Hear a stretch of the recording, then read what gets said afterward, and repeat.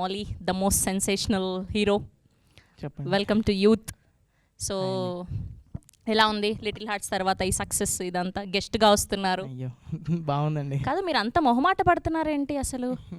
Stage ఎక్కితే ఏమో ఇరగదీసేస్తున్నారు, 70 mm అవి ప్రిపేర్ అవుతాం కదండి. ఓకే, సో మీరు చెప్పండి, అమ్మాయి వల్ల మీకు లైఫ్ చేంజింగ్ మూమెంట్ ఏంటి? లైఫ్ చేంజింగ్ అంటే ఏం లేదండి ఇప్పటివరకు అయితే. అంటే శ్రీ చైతన్య కదండి, పెద్ద ఇంటరాక్షన్ ఉండకపోతుండే.